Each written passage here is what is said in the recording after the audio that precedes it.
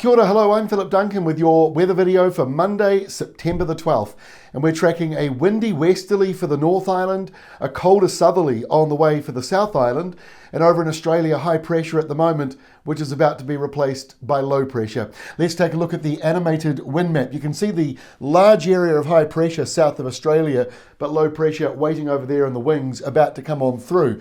Over in the New Zealand area, windy westerlies blow across the North Island. They'll be northwest in some areas. And then further to the south, you can see this colder southerly change. That's coming through for Tuesday, Wednesday, and Thursday to some degree as it moves on through across the country. What you also can't see on the map here is early this afternoon, a small area of low pressure will track through the Cook Strait area. That just adds a little bit more energy into those windy westerlies blowing through the north. So a few gusts possibly getting up to around gale force.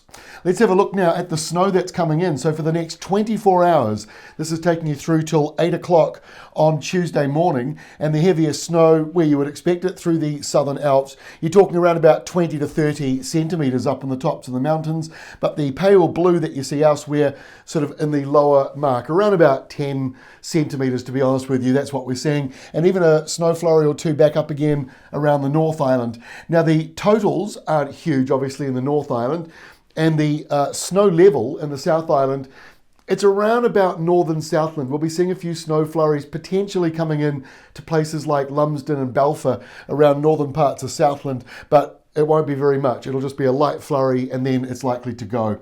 Now we've got a bit of rain coming up for the next 15 days. This is pretty much taking us right through for the rest of the month, and the bulk of the rain around the North Island. So let me just try and explain this because it can be a bit confusing for some people. We'll start off with the no rain. So there's almost no rain across this top portion of Australia, and the blue you see on this map right at the bottom of the scale only going up to 5 millimetres over the next 15 days. So not a lot of rain for the top half of Australia, and in fact Central Australia as well. Then you see the bigger totals coming down sort of around the coastal areas, with the western side of Tasmania seeing the biggest totals in the pink, up to 100 millimetres. And that's also what you're seeing around the North Island in that red to pink zone, 60 to 100 millimetres coming through. But these areas in the east, very dry. We're only talking about 10 to 20 millimetres coming through for almost the rest of the month.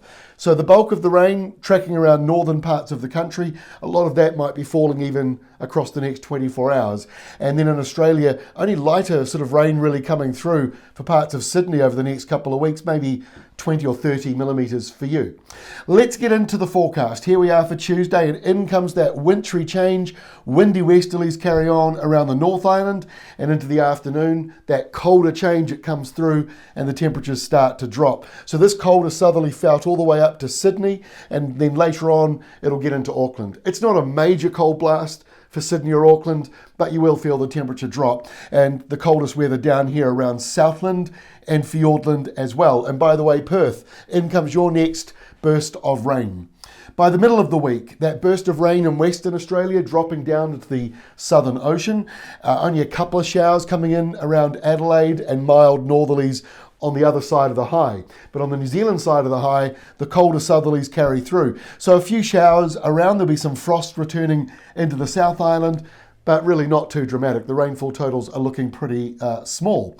And even as we go towards the end of the week on Thursday, the high is still pretty much in control of the country. There might be a little bit of wet weather stuck here around the north, mostly coming in as a bit of an easterly flow.